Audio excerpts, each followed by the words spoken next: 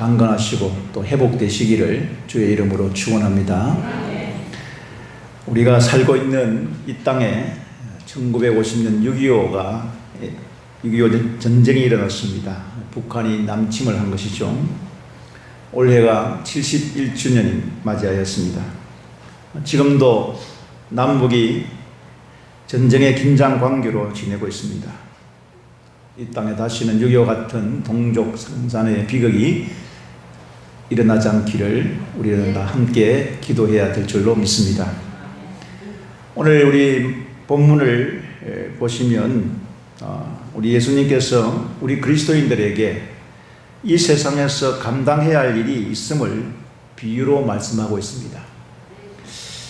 그런데 참 이 내용이 이해하기 어렵고 또 감당하기 어려운 말씀을 하고 계십니다. 마태복음 10장 33절 말씀 한 절을 우리 함께 다 같이 읽어보겠습니다.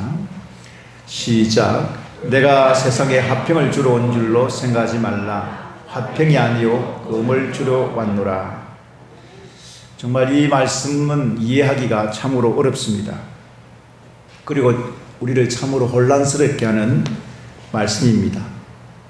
왜냐하면 성경은 예수님께서 이 땅에 평화를 위해서 오셨다고 그렇게 소개하고 있기 때문에 그렇습니다. 누가복음 2장 14절에 예수님이 탄생하실 즈음에 천사가 나타나서 이렇게 말씀을 하셨습니다. 지극히 높은 곳에서는 하나님께 영광이요 땅에서는 기뻐하실 입은 사람들 중에 평화로다 라는 말을 했습니다. 또한 오늘 말씀은 예수님의 평소의 가르침과 또 늘 하시는 그 사상과는 전혀 다른 어긋나는 그런 말씀입니다. 우리 예수님께서 마태복음 5장 9절에 보면 이렇게 말씀을 하셨습니다. 화평케 하는 자는 복이 있나니 저희가 하나님의 아들이라 일컬음을 받을 것이요. 예수님께서는 산상수훈 가운데에 팔복을 말씀하시면서 화평케 하는 자가 복이 있다고 말씀을 하셨습니다. 이 화평케 한다는 말은 화목케 하는 직책을 우리에게 주셨다는 그런 뜻입니다.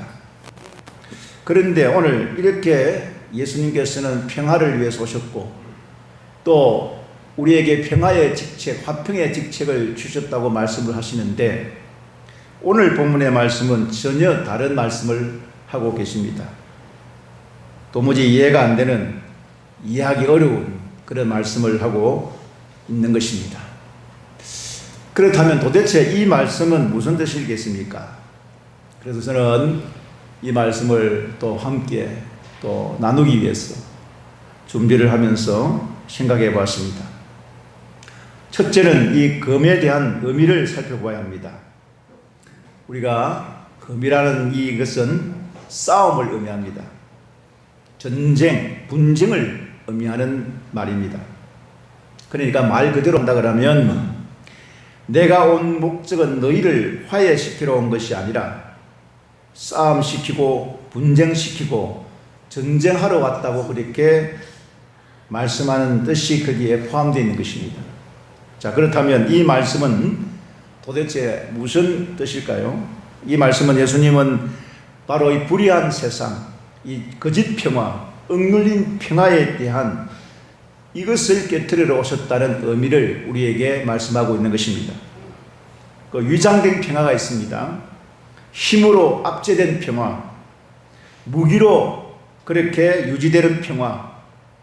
오늘날 우리 주변의 나라들 보면은 공포 정치를 통해서 그렇게 평화를 조작하는 거짓된 평화가 있습니다. 그 당시 로마 제국이 번성하던 시기에 보면 로마의 평화를 많이 외쳤습니다. 사실은 로마가 평화한 것이 아닙니다. 그 시기에 얼마나 많은 식민지가 개척되었고 노예들이 착취당했으며 특별히 우리 그리스도인들이 얼마나 많은 핍박을 받았는지 모릅니다. 그래서 예수님께서는 바로 이 거짓된 평화, 위장된 평화, 공포로 조작된 이 평화를 깨트리시러 오셨다고 말씀하고 계시는 것입니다. 우리 예수님이 원하시는 평화는 이런 무기로 그렇게 조작하는 평화가 아니라 참된 평화를 말씀하고 있는 것입니다. 그러므로 내가 화평이 아니라 금을 주러 왔다는 이 말씀은 너희들이 생각하고 있는 거짓된 평화, 가짜 평화, 일시적이고 외적인 평화, 이 평화를 깨트리러 오셨다는 뜻입니다. 사랑하는 성도 여러분, 참된 평화란 모든 바로 이 죄와 이 불법과 이 사탄의 세력과 적당히 타협하는, 그래서 얻어지는 평화를 깨뜨리라는 말씀을 하고 계시는 것입니다. 이 금을 주러 왔다는 이 말씀은 거짓 평화를 깨뜨리러 오셨다는 뜻입니다.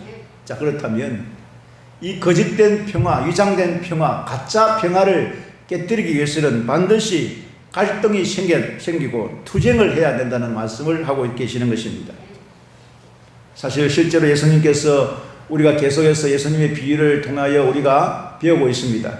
예수님은 가난한 자, 병든 자, 심지어 세리와 창기들과 그들과 함께 친구가 되어주고 그들을 사랑하셨습니다. 끝없는 관용을 베푸시고 끝없는 사랑을 하셨습니다. 그런데 동시에 예수님은 가는 곳곳마다 불의의 세력과 싸웠습니다. 바리새인과 서기관들과 부딪혔습니다. 공의를 세우기 위해서 끊임없이 갈등을 하였던 것입니다. 오늘 우리 그리스도인들의 문제는 무엇인가? 이 불의한 현실을 도피하고 이 영적인 안일주의에 우리가 혹시나 빠져 있는지 한번 살펴봐야 됩니다. 정말 우리가 죄와 불법이 선행한다, 우리가 이 세상을 그렇게 손가락질하면서 우리 스스로가 죄를 짓고 불법을 행하고 적당하게 타협하고 그렇게 살고 있지는 않은지 우리 자신들을 살펴보아야만 하는 것입니다. 초대교회 당시에도 히브리서 기자는 이렇게 말씀하고 있습니다. 너희가 죄와 싸우되 아직 피 흘리기까지 대항하지 아니하였다, 이렇게 기록하고 있습니다. 사랑하는 성도 여러분, 오늘 우리가 조금만 죄라도 내가 죄를 범하면 마음 아파해야 되고 죄를 짓지 않기 위해서 자신과 싸워야 하는 것입니다. 우리 신앙생활에서 하나님께서 기뻐하시지 않는 것이라면 그것들과 싸워서 하나님이 원하시고 기뻐하시는 그런 신앙생활을 해야 된다는 말씀입니다. 사랑하는 성도 여러분, 주님께로부터 금을 받아 이 불의한 세상의 이 거짓 평화, 위장된 평화, 이 죄와 세상과 타협하는 이 모든 것을 깨뜨리고 하나님이 원하시는 참된 평화의 길로 가기 위해서는 우리는 영적 전쟁을 해야 되고 우리는 내 자신과 이 죄와 싸우는 전쟁을 해야 되는 것입니다. 그래서 우리 모두가 다 우리 주님으로부터 금을 받았어. 이 말씀의 금으로 우리는 영적 전쟁에서 다 승리하시기를 주의 이름으로 축원합니다. 두 번째는 이 싸움도요, 사랑의 한 방편입니다. 무조건 평화를 하는 것은, 화평하는 것은 그냥 좋게 잘 지내는 것이 평화고 화목하는 것이 아닙니다. 때로는 싸움을 통해서, 이 갈등을 통해서 더욱더 사랑하게 된다는 말씀입니다. 예를 한번 들어보겠습니다. 어떤 사람이 병이 들어 수술을 받아야 한다고 생각해 보시기를 바랍니다. 수술을 받으려고 하니까 여러 가지 고통스럽습니다. 그래서 수술을 하지 않은 채 그냥 미봉책으로 그냥 진통제나 먹고 그렇게 한다 그러면 잠깐 동안은 진통제를 먹기 때문에 아프지는 않겠지만 그러나 그 병이 낫지를 않습니다. 오히려 그 사람을 더 빨리 죽게 만드는 것입니다. 정말 그 사람을 사랑한다면 비록 고통은 다르지만은 아픈 것은 사실이지만은 수술을 해야만 하는 것입니다. 아프고 고통스럽지만은 함부를 째고 병든 부분을 도려내야 하는 것입니다. 그래야 그를 살리는 진정한 사랑이 되는 것입니다. 너무 아프니까, 너무 고통스러우니까 수술하지 아니하고 함부를 그 썩어가는 것을 도려내지 아니하고 자르지 아니하고 그저 진통제나 주면서 그렇게 한다 그러면 그것은 진정한 사랑이 아닌 것이다. 않는 것입니다. 우리 그리스도인들이 이 불의한 세상과 갈등하는 것은 바로 이 병든 세상을 고치는 과정입니다. 그러므로 우리 그리스도인들이 세상과 갈등하는 것, 사랑하는 성도 여러분, 두려워하지 마시기를 바랍니다. 우리가 정말 예수님을 좀 잘 믿어보려면, 신앙생활을 좀 제대로 하려 그러면 여기에는 반드시 갈등이 생깁니다. 싸움이 생깁니다. 분쟁할 수밖에 없습니다. 우리 자신이 믿음으로 바르게 살려고 하면 갈등이 생기고 고통이 생깁니다.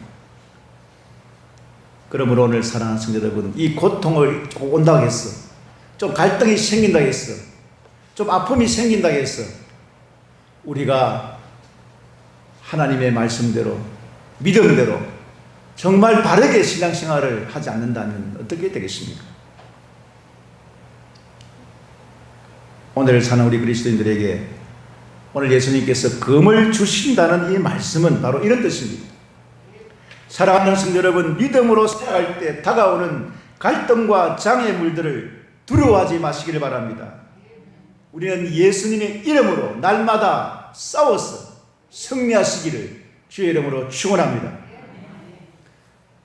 셋째로, 아주 오늘 이 본문을 잘 읽어보면은 피보다 진한 것이 복음이라는 사실을 우리는 배우게 되는 것입니다.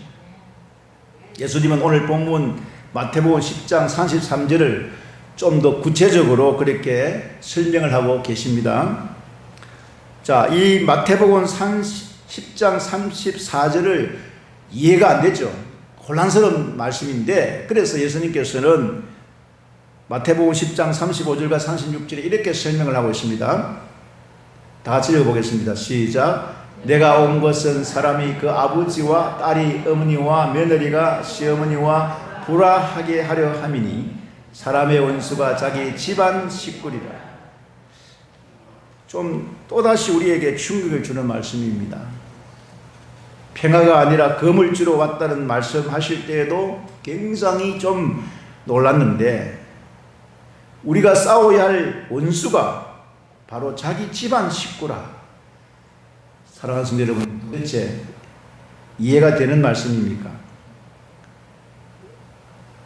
정말 이렇게 말씀하시는 이 말씀이 사실일까? 무슨 뜻일까?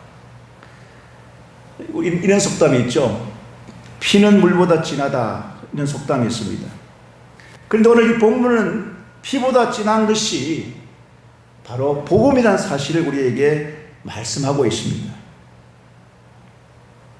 이 복음이라는 것은 그 속성이 참으로 우리가 생각하고 있는 단순히 그저 기쁜 소식, 그 정도가 아닙니다. 이 복음은 절대적이고 영원한 것입니다. 이 복음은 세상의 어떤 철학이나 사상을 또 제도를 뛰어넘는 그런 복음입니다. 심지어 인간의 가정, 혈통, 혈연, 이런 관계까지도 뛰어넘는 것이 바로 복음입니다.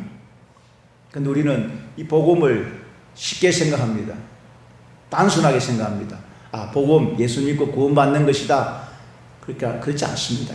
이 복음에는 사상과 철학을 뛰어넘고 심지어 우리의 혈연 관계도 뛰어넘는 피보다 진한 것이 바로 복음이라는 사실을 우리는 알아야 되는 것입니다. 정말 예수님께서 오늘 이 말씀은 이해가 되지 않습니다. 그러나 또 곰곰이 생각해 보면 이해가 됩니다. 오늘 이 본문의 뜻은 가족이 원수이니 버리라, 그런 뜻이 아닙니다. 우리가 성경 전체를 한번 생각해 보았습니다. 예수님께서 사복음서에서 강조하고 말씀하시는 그 말씀들을 찾아보면은 가족이 원수니까 버려야 된다, 그렇게 말한 적이 없습니다.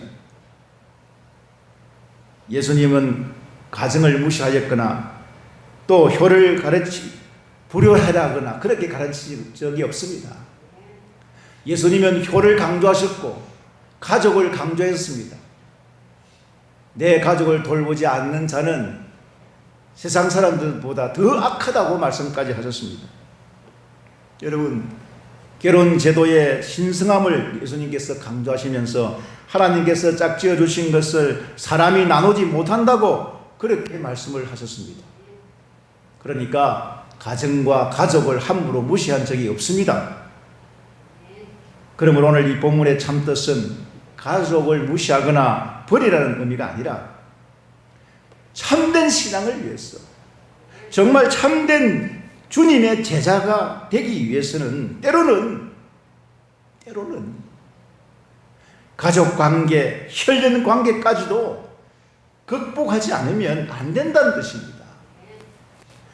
우리가 신앙생활하고 예수님의 제자가 되고 믿음으로 살 때 가장 우리를 방해하는 장애물이 무엇인가? 여러 가지 있겠지만 그 중에 가장 우리를 신앙생활을 하는 데 있어서 방해하는 것이 바로 가족입니다.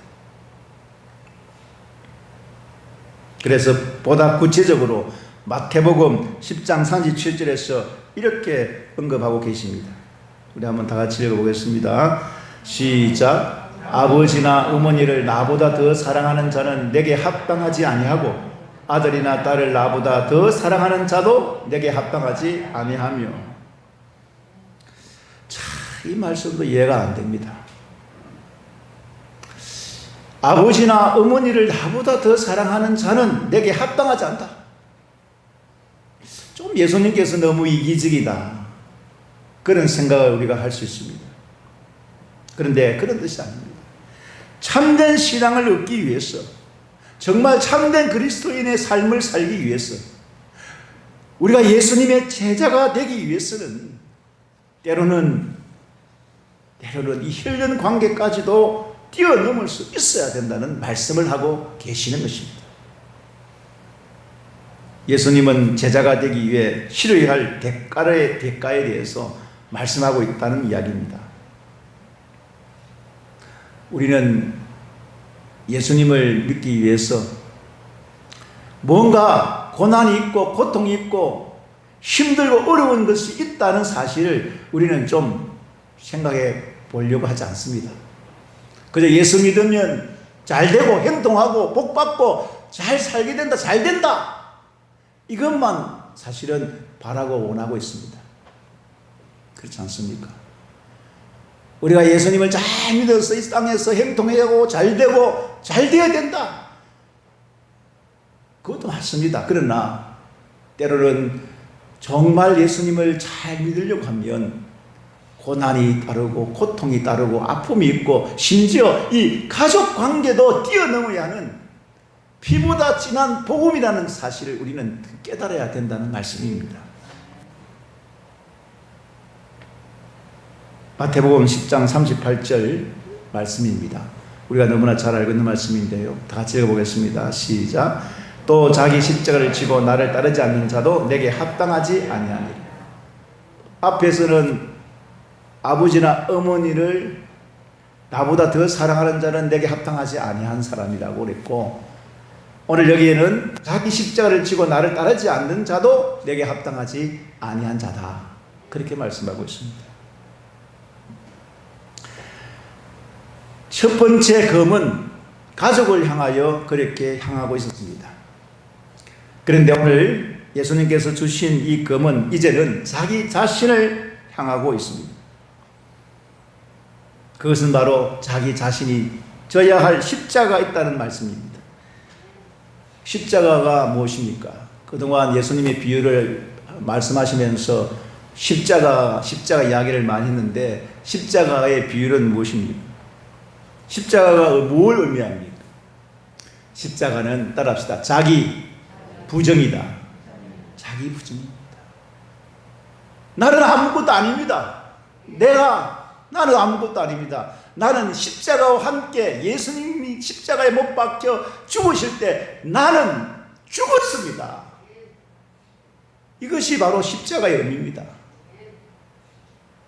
내가 그동안 살아있었는데 예수님과 함께 십자가에 나는 못 박혀 나는 죽었습니다. 이것이 십자가의 의미입니다.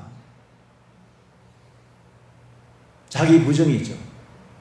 그래서 사도 바울도 나는 날마다 죽노라 그랬어요. 나는 날마다 죽노라. 말씀과 기도로 날마다 거룩해지고 나는 날마다 나를 쳤어, 복종시켰어. 나는 날마다 내 자식은 죽고 예수로 산다고 말씀하신 것입니다. 그만큼 사도 바울도 힘들었다는 이야기예요. 예수님과 함께 예수님을 따르면서 산다는 것이 쉽지 않았다는 이야기입니다. 오라 나는 공고한 사람이로다. 이 사망의 몸에서 누가 나를 건져내겠느냐? 예수님 만나는 것이 쉬운 것이 아니다는 거예요. 취미생활이 아니다는 이야기입니다. 이 예수 믿는 것은 영적 전쟁입니다. 사랑하는 성도 여러분, 자기 자신이 죽어야 됩니다.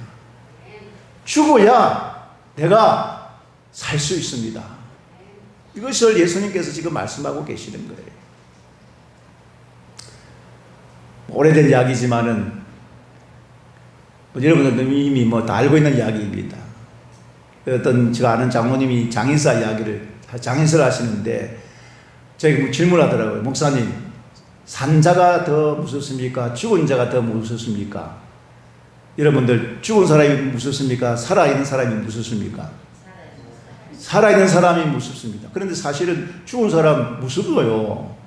저도 장례를 많이 치르고 죽은 사람 많이 봤지만은 죽은 사람은 갈 때마다 건축할 때마다 무섭습니다. 그래서 제가 그랬어요. 아유, 죽은 사람 무섭죠. 아유, 장의사 이분은 아유, 아닙니다, 목사님. 죽은 사람을 뺨을 때리든 꼬집든 침을 뱉든 무슨 짓을 하든 죽은 사람은 아무 말도 없습니다. 근데 이 산 사람이 겁이 나면 무섭습니다. 살아있는 사람이 오히려 나를 해치고 나에게 더 고통스럽게 합니다. 그래서 장의사신 장모님이 하는 말이 죽은 사람이 더 보다는 산 사람이 더 무섭습니다. 그 이야기를 하시더라고요. 제가 곰곰이 생각해 봤어요. 왜 그렇게 말씀하셨는가? 죽는다는 의미를 말씀하는 거예요. 정말 자기 자신이 부정하고 자기는 죽으면 누가 옆에서 무슨 말을 하든 나에게 무슨 소리를 하든 나를 욕하든 비난하든 자기가 죽으면 양하지 않습니다. 같이 싸우지 않습니다. 내가 죽었는데요. 할 말을 하지 않습니다. 근데 아직도 우리가 싸우고 누가 남이 나에게 무슨 말을 하거나 무슨 소리를 하거나 자기하고 마음이 맞지 않거나 이러면 내가 왜 하면서 같이 왜 그렇게 싸웁니까? 내가 아직 안 죽었다는 이야기예요. 내가 아직 살아있다는 이야기입니다. 내가 살아있으니까 그렇게 같이 싸우는 거예요. 그래서 오늘 예수님께서 말씀하신 제자의 길, 정말 예수님과 함께 십자가에 못 박혀서 죽었다 그러면 이제는 어떻게 해야 됩니까? 이제는 어떻게 살아야 됩니까? 어떻게 신앙생활을 해야 됩니까? 쓸데없는데 거기에 목을 매면서 싸우지 말고 정말 싸워야 할 영적 전쟁, 하나님이 원하시는 이 전쟁, 여기에 좀 여러분들이 힘을 써야 된다는 이야기를 하고 있는 것입니다. 예수를 믿는다는 것은 단순히 취미활동 같은 것이 아닙니다. 화평이 아니라 검을 주러 오셨다는 이 말씀은 바로 이 검은 싸움입니다. 전쟁입니다. 우리가 싸워야 할 대상은 바로 죄입니다. 마귀입니다. 날마다 우리가 이 영적 전쟁에서 우리 모두가 다 승리하시기를 주의 이름으로 축원합니다. 우리의 믿음은 목숨을 건 투쟁입니다. 불의한 세상과의 영적 싸움입니다. 이 거룩한 싸움을 이제는 때로는 가족을 향할 수도 있습니다. 그 무엇보다도 내 자신을 향할 수 있습니다.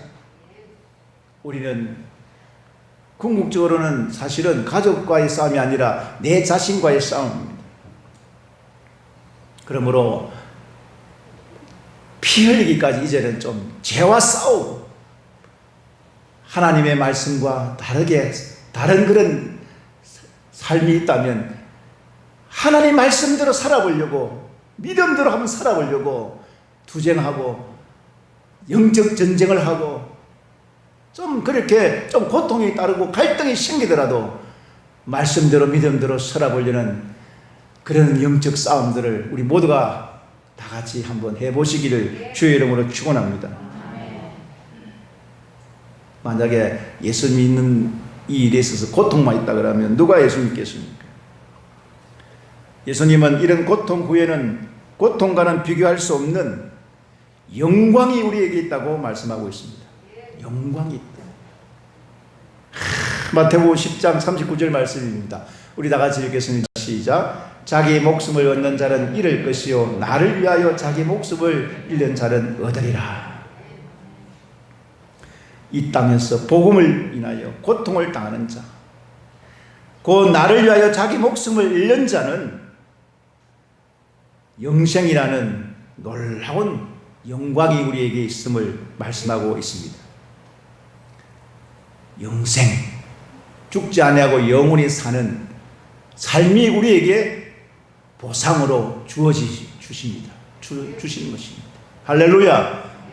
우리 왜 예수 믿습니까? 예수를 믿음으로 말미암아 구원을 받습니다. 이제는 구원받은 것으로만 만족하고 기뻐하고 좋아할 것이 아닙니다.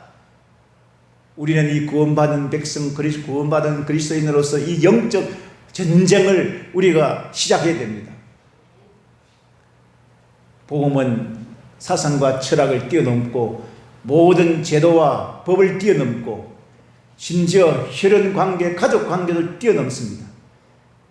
그리고 결국은 내 자신을 뛰어넘어서 내 자신을 부인하고 오직 예수 그리스도와 함께 내 자신이 십자가에 못 박혀 나는 죽고 예수로 살아가는 우리 모두가 되시기를 주의 이름으로 축원합니다. 우리 영광교회 온 성도들은 이 영생의 약속을 부여잡고 이 어둠의 시대에서 의의 군사로 쓰임 받으시고 이 땅에서 하나님 나라를 속히 오게 하는 일에 온전하게 쓰임 받으시기를 주의 이름으로 축원합니다. 여러분, 갈등, 예수 믿음으로 말미암아 오는 그런 다툼, 싸움, 여러분 두려워하지 마시기를 바랍니다. 담대하게 예수 이름으로 날마다 믿음으로 전진하는 우리 모두가 되시기를 주의 이름으로 축원합니다. 우리 다 같이 합심 기도